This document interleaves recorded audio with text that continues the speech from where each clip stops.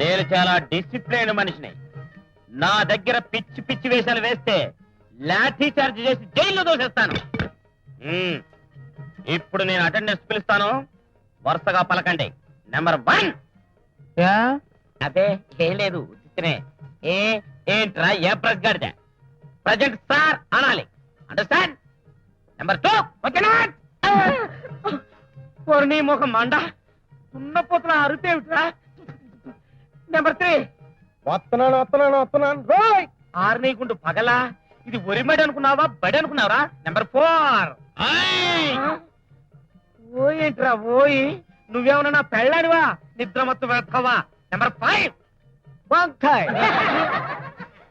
ఊరి కోతి వెదవా, వచ్చాను సార్ అనాలిరా. నెంబర్ 6. క్యాబే.